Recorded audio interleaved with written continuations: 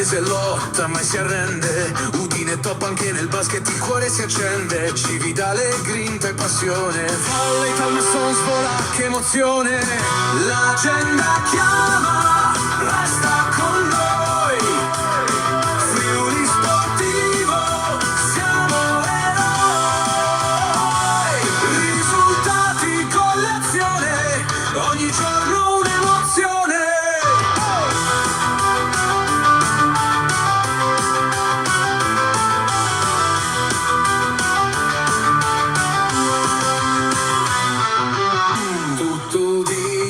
Se siamo con te.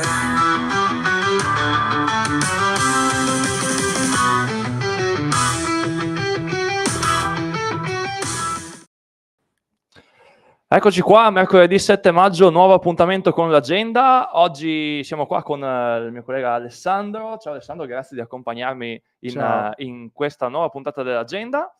E allora cominciamo a trattare i vari temi della giornata di oggi, cominciando appunto dall'Udinese, che finalmente è riuscita a risbloccarsi sotto il punto di vista delle vittorie, dopo tanto tempo in cui non riusciva a mettere 3 punti in classifica.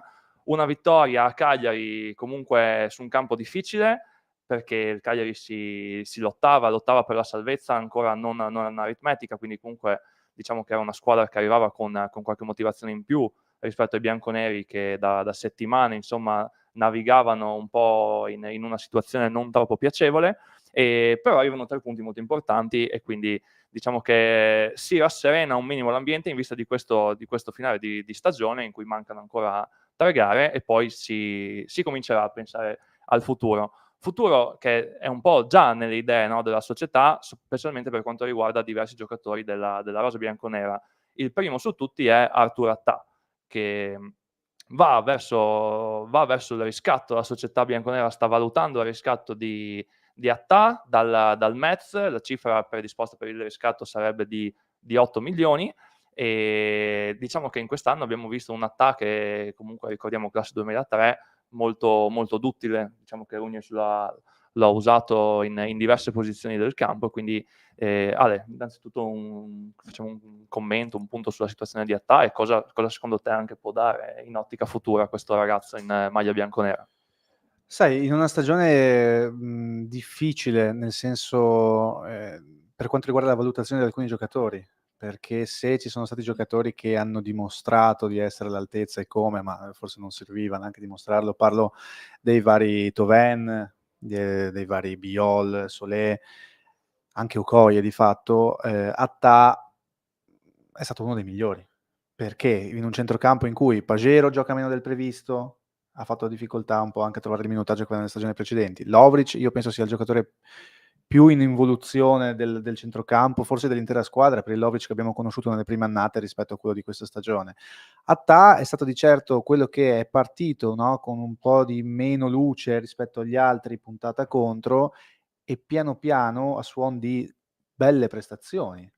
Non altisonanti, perché non ha ancora segnato, non ha messo a referto assist, non ha messo, insomma, non è stato splendente dal punto di vista statistico, ma piano piano ha convinto l'allenatore, che l'ha schierato sempre di più anche in varie zone del campo, e ha convinto l'intero ambiente, perché noi possiamo dirci felici delle prestazioni di Attà in questa stagione. Di conseguenza la prima mossa da fare in entrata secondo me è proprio questa: riscattare un giocatore che ha dimostrato di poter dire la propria in modo convincente e che è in continua crescita. Io penso che è un giocatore che comunque non è ancora completo, non è ancora cresciuto al 100%, e questo non è un male, anzi mi fa sperare bene per il giocatore che potremo vedere nei prossimi mesi, nei prossimi anni, e secondo me uno dei punti di partenza dell'Udinese del futuro è proprio questo giocatore qui.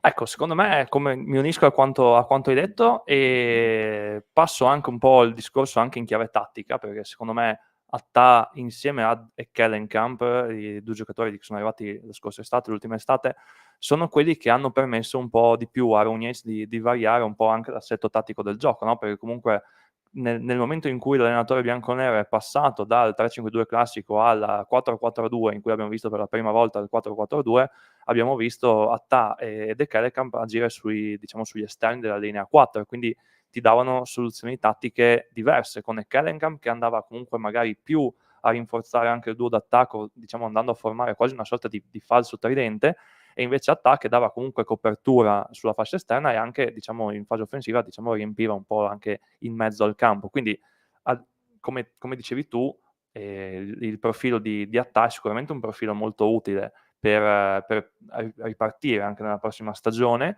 e da capire però quale sarà effettivamente il ruolo in cui Attà andrà a giocare, perché l'abbiamo visto veramente, diciamo, in mediana, mezzala, l'abbiamo visto nelle ultime gare addirittura a supporto della prima punta, quindi usato come sottopunta, l'abbiamo visto esterno.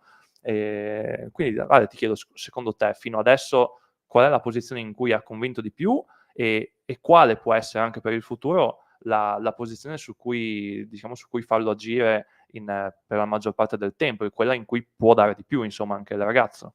Sì, come hai detto tu, Mirko è un ragazzo che si è comportato bene, fra virgolette, in ogni ruolo, nel senso che in un centrocampo a 5 ha affiancato la regia di Karlstrom, no? La fase di interdizione di Karlstrom, è un ragazzo che nel 4-4-2, come hai detto bene prima, ha supportato la corsia di destra, no? Con inserimenti ma anche con copertura, è un ragazzo che ha giocato anche come seconda punta alle spalle dell'attaccante principe, sia esso Luke o Davis, di conseguenza è un ragazzo che sa fare tante cose. Ciò che mi è piaciuto di più sicuramente non è la seconda punta, per delle qualità offensive che giustamente secondo me non ha, perché non è anche stato nella sua carriera abituato a non averne, no? Non è mai stato chiamato a compiti così offensivi, nonostante la fisicità anche a riguardo possa essere molto importante. È un ragazzo che probabilmente io, da non allenatore, ma se fosse allenatore, mi piacerebbe vedere nei 3 di centrocampo, diciamo di proprio centrocampo, in un 3-5-2 o comunque anche in un 4-4-2, come abbiamo detto prima, si è sempre comportato più che bene.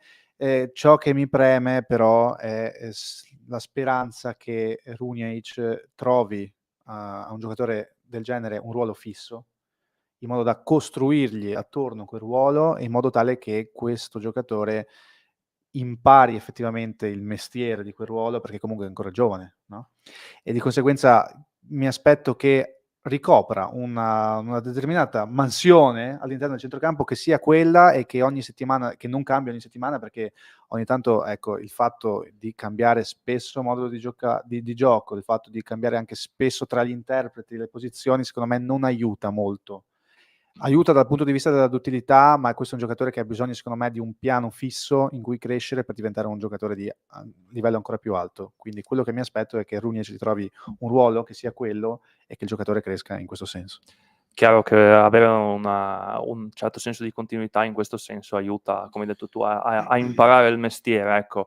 E chi invece il suo mestiere, l'abbiamo visto che lo sa fare molto bene, è Lorenzo Lucca, che diciamo è molto mancato anche un po' all'Udinese in queste settimane. L'assenza sua e l'assenza di Thauvin sono quelle probabilmente che si sono fatte più sentire, no? Perché comunque, specialmente nei due periodi migliori dell'Udinese, quindi quello a inizio stagione e quello tra febbraio e marzo, in cui sono arrivati questi 6 risultati utili consecutivi, e l'apporto di Lucca è stato comunque fondamentale. Parliamo di un ragazzo, un classe 2000, che con le prestazioni vissute in questa stagione si era anche conquistato la chiamata in nazionale, quindi comunque parliamo di un attaccante, mi viene da dire un po' un 9 vecchio stile, perché finalmente un attaccante alto, fisico, che tiene palla, è anche migliorato tanto nell'ultimo anno, va detto anche questo. Quindi Lucca va verso il rientro, cerca di, diciamo, essere pronto per questo rush finale di queste 3 partite, in cui i suoi gol servono per cercare di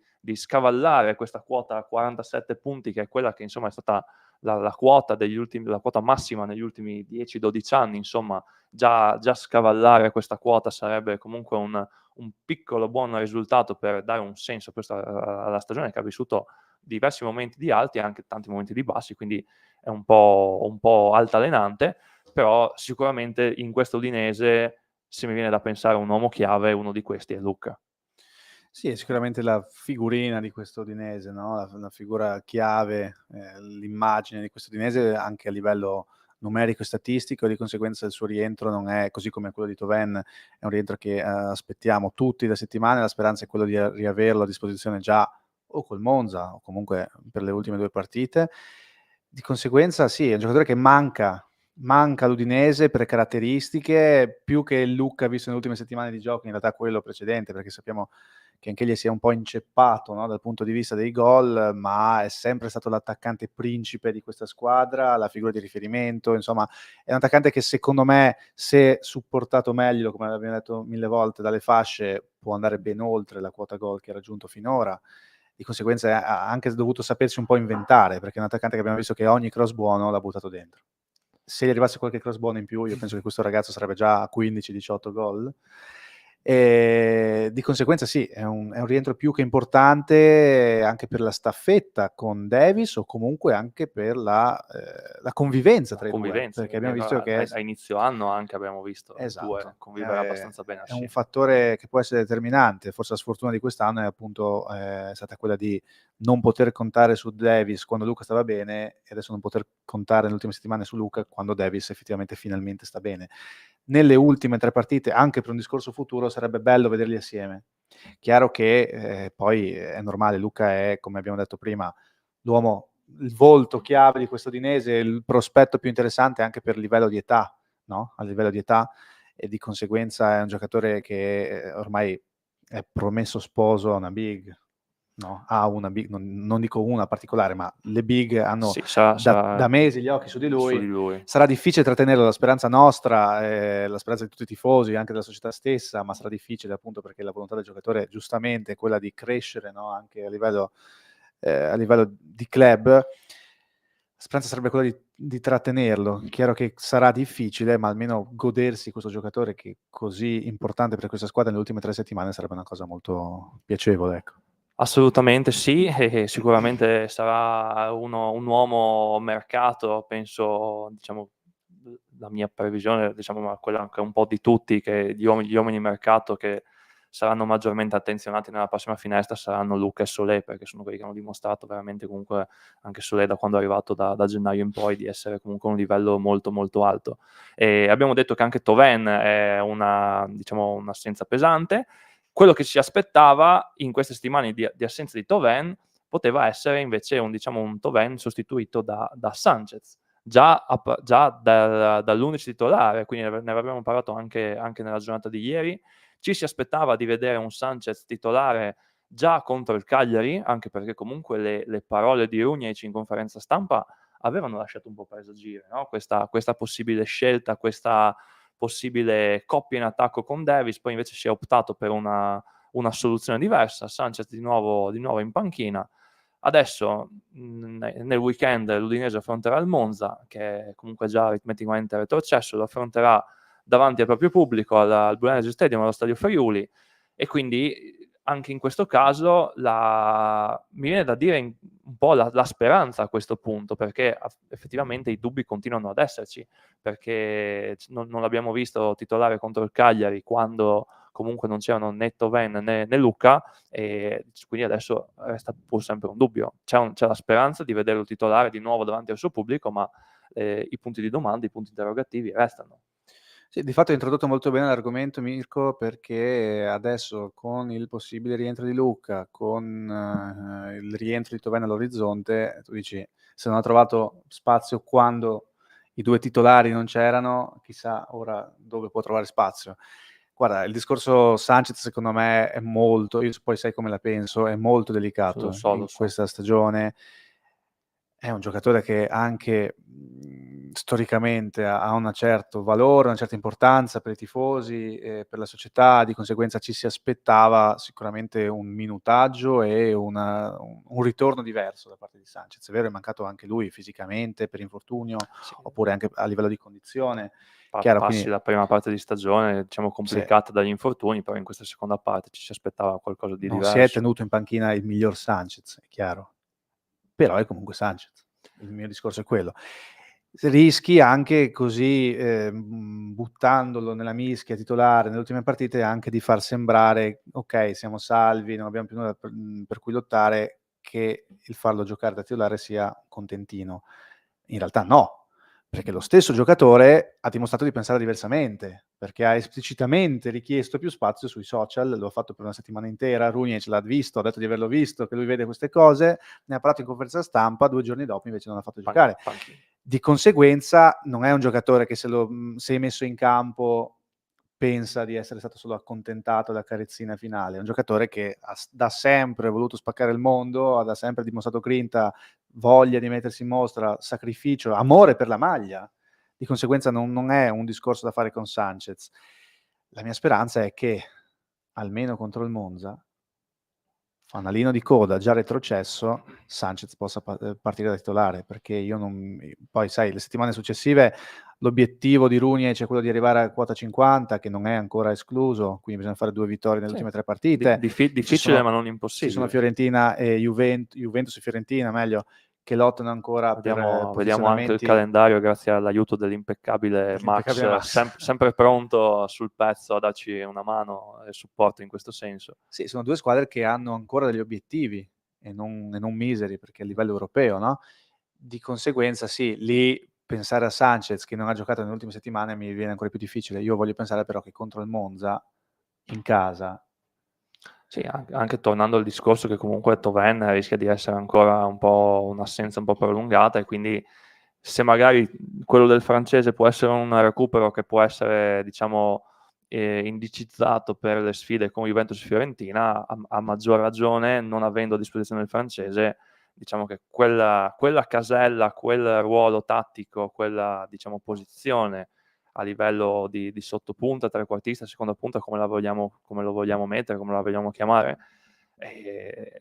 in mano a Sanchez sarebbe, diciamo, il giusto ruolo, perché abbiamo visto tutti come comunque la qualità di Sanchez, come hai detto tu Ale, magari non è il miglior Sanchez, non è quello che ovviamente era andato a Barcellona o quello che era andato all'Arsenal, però insomma uno che ha quel talento lì, uno che ha quella qualità lì non la perde, nel senso i piedi sono quelli, e l'abbiamo visto in vari spezzoni di gara quando ha giocato, come riesce comunque a trovare spazi per i propri compagni, inserimenti, mandare comunque in porta i compagni. Quindi io mi aggrego a quanto hai detto tu e spero che comunque nella sfida contro il Monza di vedere titolare Sanchez, anche per una semplice curiosità, anche per vedere veramente la risposta di Sanchez, no? Perché comunque dopo settimane parlando di questo argomento, di questo tema, e tutta la settimana scorsa in cui si è costruita questa tematica che ha portato alla conferenza di Rooney con quelle parole, e poi comunque a una scelta,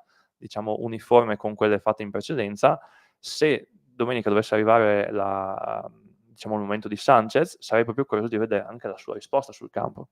Sai, anche perché oltre a livello di giocate, di grinta, di quello che sappiamo che Sanchez ha, in un periodo del genere in cui effettivamente, ok, quota 50, ok, il chiudere la stagione più in alto possibile per superare il record di punti degli ultimi anni, ma effettivamente l'Udinese nel concreto si gioca ben poco. Quindi io penso anche che un giocatore del genere, in grado di far alzare in piedi lo stadio intero quando entra, perché ogni volta che entra Sanchez, ogni volta che Sanchez tocca palla, c'è un brusio di fondo, no? Più che positivo, ogni volta che fa un mezzo dribbling già partono gli applausi. Quindi in un momento del genere io penso che un giocatore del genere possa anche giovare mentalmente alla squadra, dare un qualcosa in più che anche giustamente in questa parte di stagione sta mancando, perché effettivamente non lottare per un obiettivo specifico e importante è normale che ti faccia andare già un po' in vacanza. Poi c'è tutto un discorso a riguardo che abbiamo già fatto in tutte le settimane precedenti, ma stando così la situazione io penso che questo giocatore, anche in questo senso più mentale che tattico, possa giovare all'Udinese. Assolutamente sì, io sono totalmente d'accordo con te, e vediamo anche un attimo la classifica, no? Perché ci agganciamo al discorso del fatto relativo magari alle motivazioni. E il Monza, abbiamo detto, fanalino di coda già retrocesso, e poi le ultime 2 sfide saranno con Juventus e Fiorentina, con Juve che si gioca un accesso alla Champions e la Fiorentina che si gioca un posto in Europa League o Conference League, indipendentemente poi da come andrà il percorso in Conference League per la Fiorentina, perché poi sappiamo che qualora i Viola vincessero la Conference League sarebbero qualificati di diritto all'Europa League del prossimo anno. E resta il fatto che comunque, come abbiamo detto, sì, l'obiettivo per l'Udinese sarebbe praticamente personale, quindi diciamo raggiungere quella quota 50 punti e magari provare a chiudere nella prima metà di classifica al 10° posto, che diciamo è stata quella che ha visto l'Udinese, diciamo, essere inserita praticamente per tutto l'anno fino all'inizio di aprile, quando abbiamo avuto quel momento di blackout con queste 5 sconfitte di fila, ecco. Quindi diciamo che Però come dicevamo ieri, magari da un lato è difficile trovare le motivazioni in questo momento, dall'altro però, insomma, io mi aspetto un Udinese che affrontando Juve e Fiorentina tiri fuori qualcosa in più, perché Certo. comunque sono sfide di alto livello e non puoi permetterti di affrontare con il piglio sbagliato queste sfide. No, ma sono 2 sfide che ti mettono alla prova anche dal punto di vista dell'orgoglio, ma anche guardando la classifica, e ti faccio un discorso in questo senso, mi direi poi se sei d'accordo o no. Non ce lo saremmo mai aspettati che il Como subentrasse nella lotta per la Sì, metà nella parte sinistra della classifica. verissimo. Adesso L'avevamo è sempre presa come un dualismo Torino-Udinese. esatto, adesso probabilmente è la principale candidata a finire a sinistra. In un calcio, in una Serie A in cui, l'Udinese si è detta: "Nei prossimi anni proveremo ad alzare un po' il livello". Il progetto Runic è questo, il progetto con i giocatori che abbiamo nella rosa è questo, tra partenze, non partenze, arrivi, vedremo, il mercato ci, darà una definizione migliore su questa cosa qua. Però in una Serie A in cui le big ormai, consentimi, sono 9. Le grandi squadre, che lottano per l'Europa sono 9, perché rispetto a 10 anni fa è entrata l'Atalanta, c'è entrato il Sì, Bologna. ecco, l'unica su cui metterei un po' un punto di domanda sarebbe il Bologna, per vedere, dato che comunque si vocifera di un cambiamento in panchina anche con Italiano che è ricercato da diverse squadre.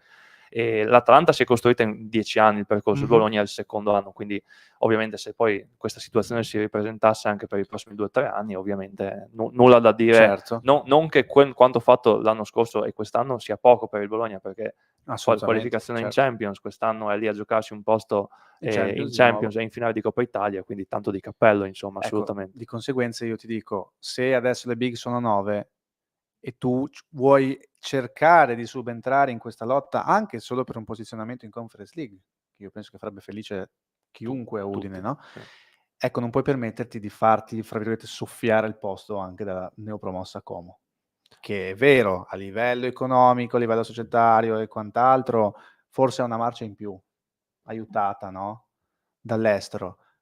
Ma comunque sei l'Udinese, sei in 30 anni della Serie A, hai dimostrato negli anni di poter, fare anche quel qualcosa in più che ti permette di andare in Europa. Se l'obiettivo nei prossimi anni è questo, farti scavalcare dal Como in questo senso sarebbe una beffa.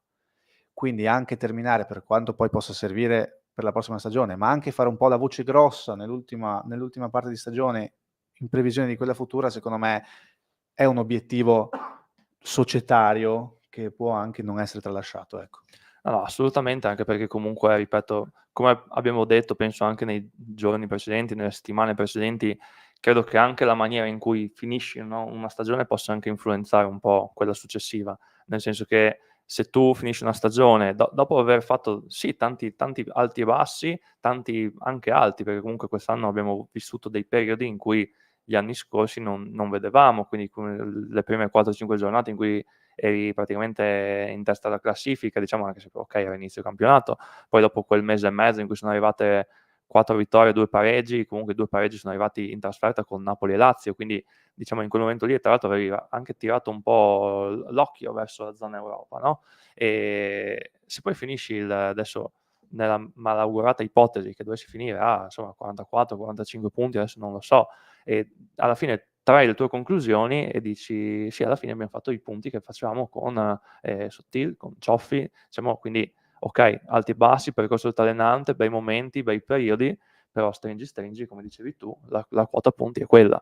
Invece finire un campionato comunque con sfide che ti presentano davanti Juventus, Fiorentina, magari facendo anche quei 6-7 punti che ti portano a quota 50, ma li fai con Juventus, Fiorentina che si giocano l'accesso all'Europa, secondo me ti può dare anche quel click mentale per la prossima stagione di dire: "Cavolo, possiamo comunque dire la nostra", o provare ad impensierire quel gruppo di grandi e provare con il tempo, perché non è una cosa che nasce da un anno all'altro, a fare un passettino in più. Quindi aggiungi un passetto in più, uno alla volta, alla fine magari gira che ti rigira, ritrovi un Udinese che se la contende questa Conference League o questo piazzamento europeo.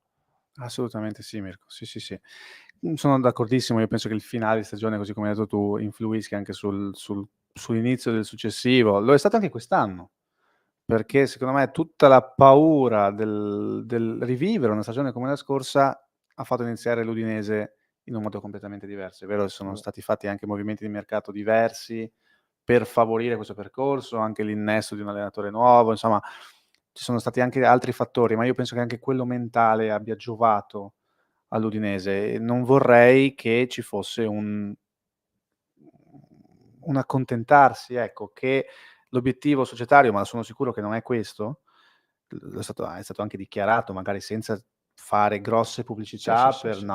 per non poi cadere nel momento in cui non ci si riesce, ma io penso che l'obiettivo non sia quello di rimanere al 12°, 13° posto o di raggiungere la salvezza. Benissimo aver raggiunto la salvezza il 1° marzo rispetto all'anno scorso, ma io penso che l'obiettivo sia un qualcosa in più.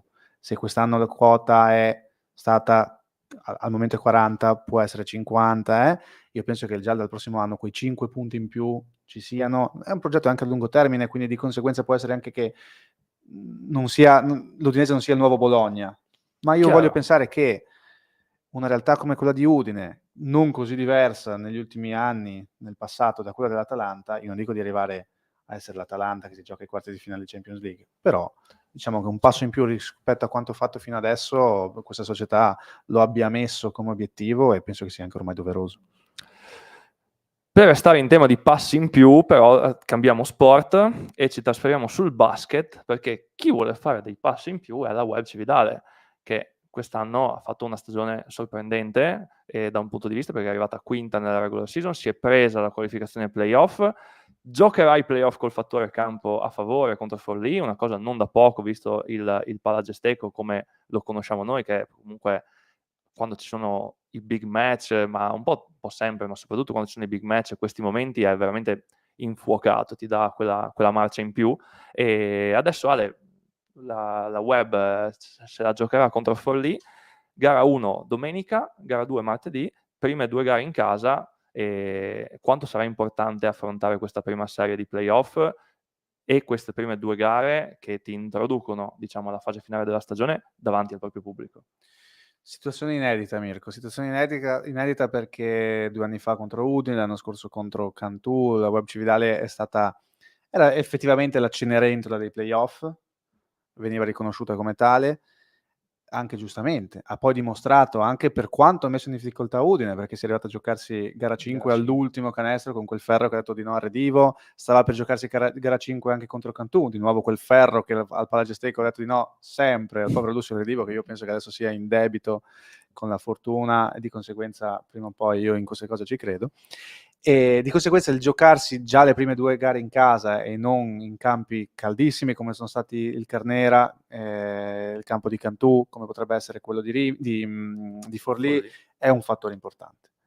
Perché su queste cose è un modo di dire, ma lo abbiamo visto durante le ultime stagioni, non è un modo di dire. Il Palagesteco è un fattore, è un uomo in più. Questa squadra anche a livello mentale si fa tanto trascinare dal fattore campo, è un campo caldissimo, una tifoseria caldissima, di conseguenza io penso che veramente il grande obiettivo, oltre che arrivare ai playoff, fosse proprio quello di raggiungere i playoff con il fattore casa.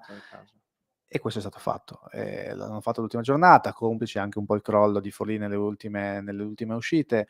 Ora le settimane a disposizione sono state 3.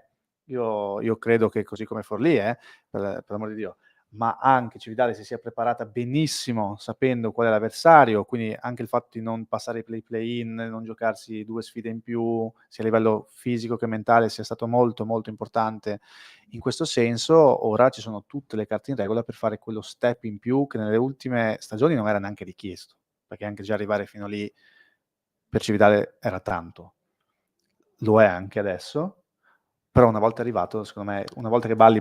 Una volta sei lì ti fa gola, no? Adesso non puoi Questa smettere di ballare. Non puoi smettere di ballare, non puoi smettere neanche anche di sognare, no? Perché poi se la Web Cividale arrivasse in fondo, diciamo, sarebbe comunque un percorso tortuoso. E qua mi riaggancio anche al tabellone, no? dei playoff. Comunque Web dalla parte del tabellone con Rimini, che è stata la principale antagonista della Udine, quindi diciamo che si può dire che visto il percorso in regular season Rimini parte come quella da battere, no? nei playoff, perché comunque è quella che ha tenuto in piedi la corsa a 2 con la Udine, ha ceduto solo nello scontro diretto alla terz'ultima giornata e quindi comunque sarà una lotta dura. Già contro Forlì sarà veramente una gara secondo me molto equilibrata.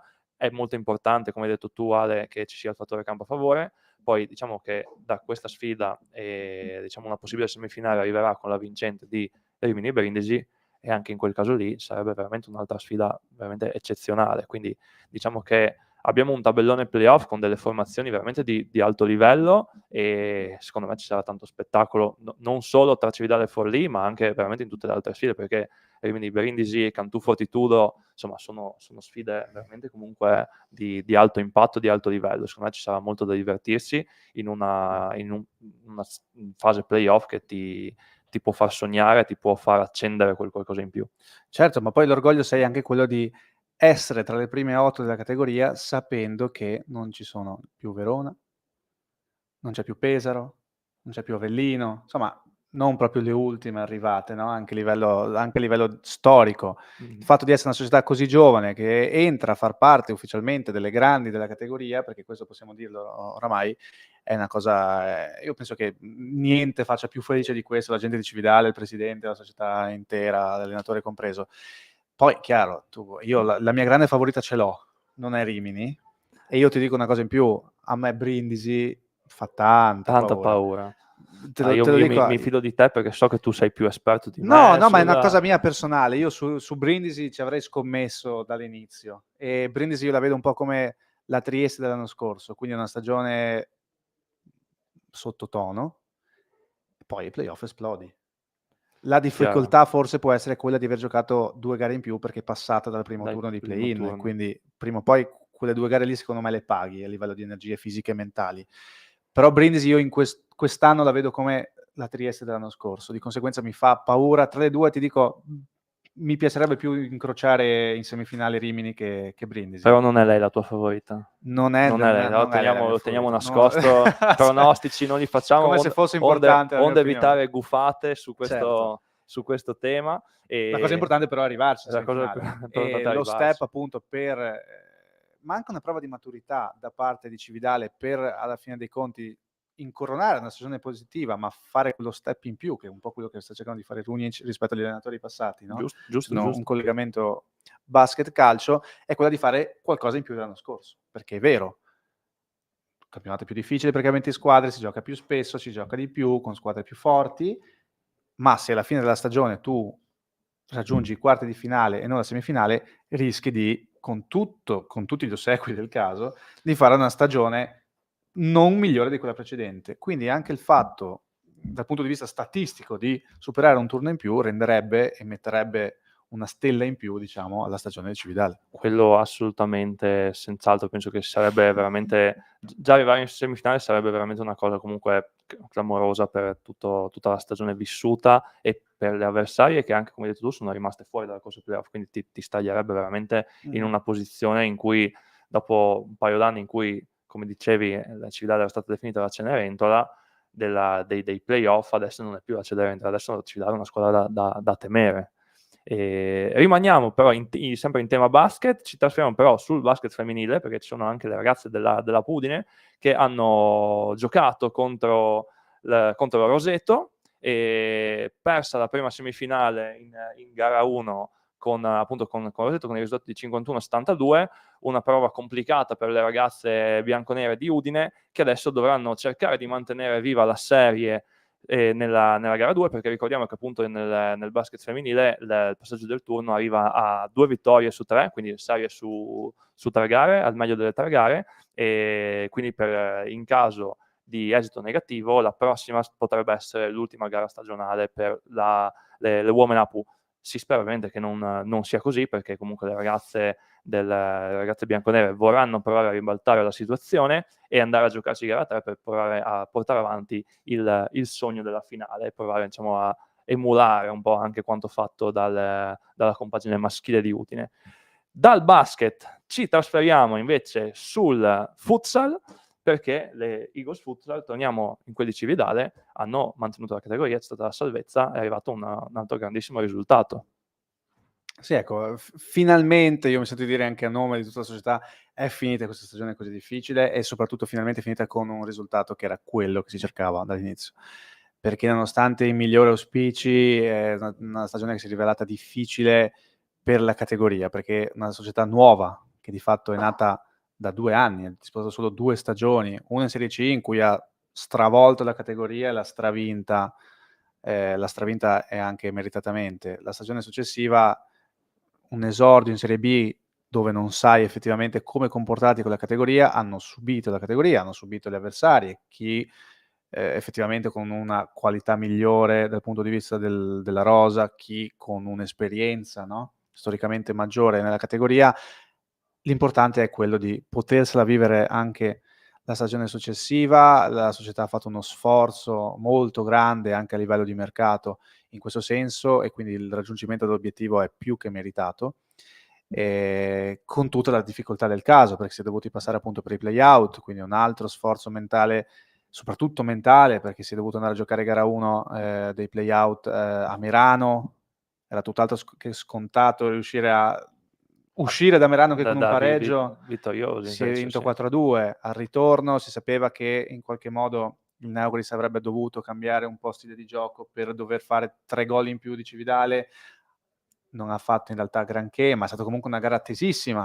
Io non mi sento di dare demeriti all'avversario quanto dare i meriti Meriti a a Cividale. Cividale, sì. Cividale che ha stravinto anche la gara di ritorno con un 8-4, che quindi ti fa vincere di 6 lunghezze addirittura il computo totale tra andata e ritorno. Niente da dire, guarda, una salvezza meritata per un gruppo di ragazzi che hanno sudato per questa maglia, che nonostante le tante difficoltà interne e esterne ci hanno messo il cuore, ci hanno messo la propria qualità, ma anche il proprio professionismo.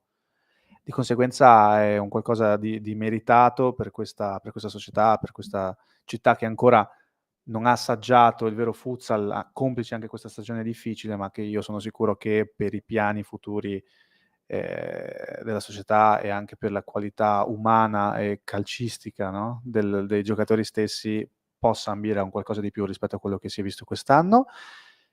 Società che tra l'altro ha festeggiato, ha omaggiato anche Tita Pittini, che dopo una carriera lunghissima sulle panchine del futsal ha detto ufficialmente addio. Notizia che era già circolata negli ultimi mesi, c'erano già dei rumors, anche Tita stesso l'aveva già insomma l'aveva fatto capire.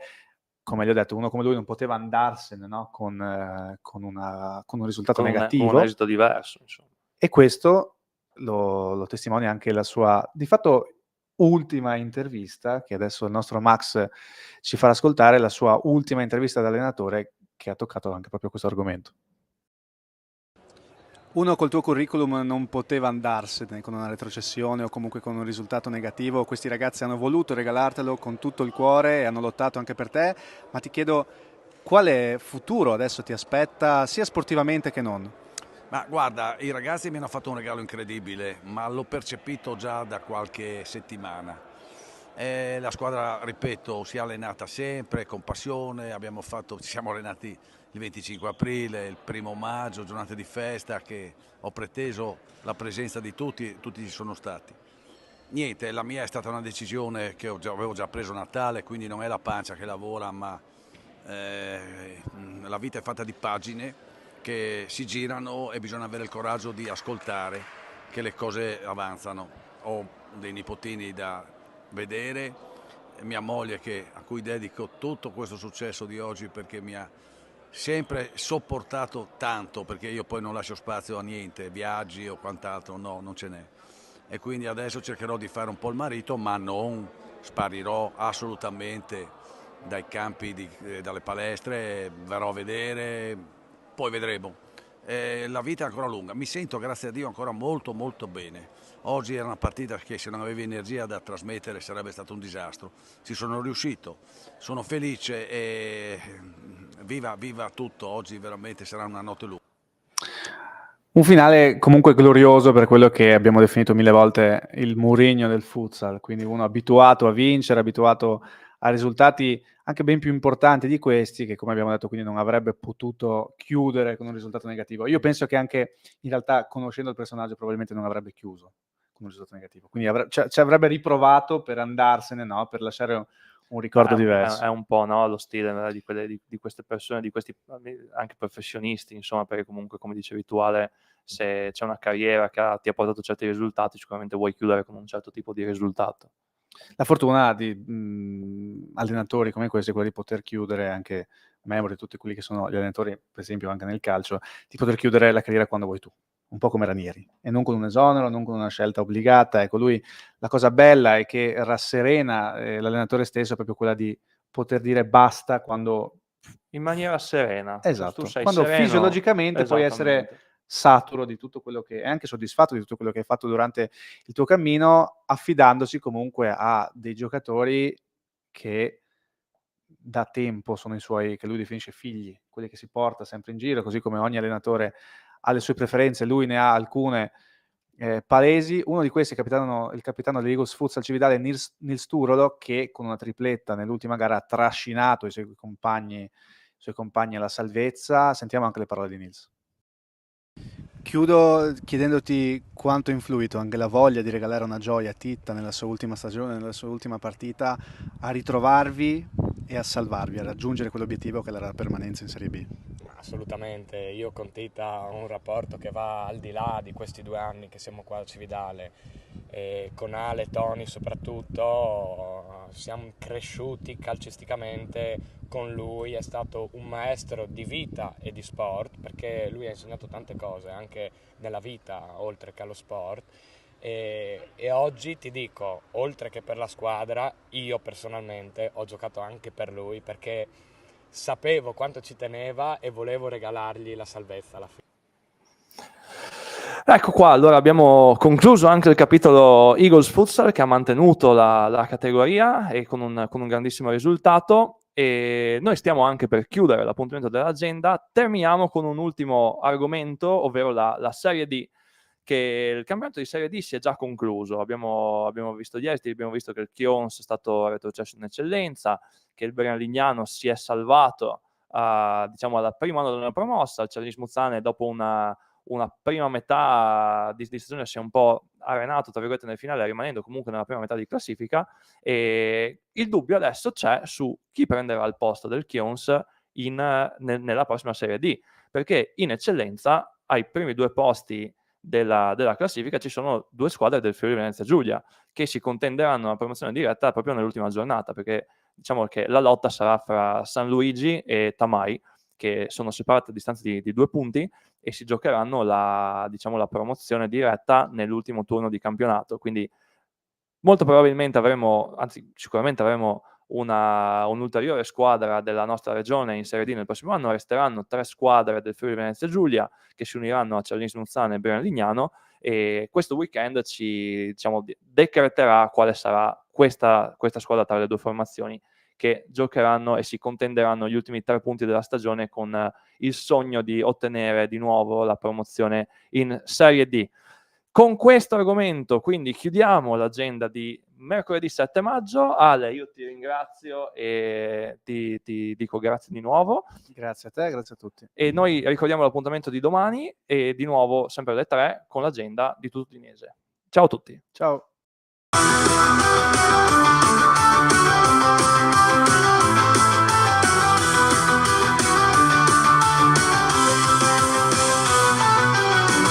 Udinese lotta mai si arrende, Udine top anche nel basket, il cuore si accende, Cividale grinta e passione, Volley Talmason svola, che emozione, l'agenda chiama, resta con noi, Friuli Sportivo, siamo eroi, risultati con l'azione, ogni giorno un'emozione.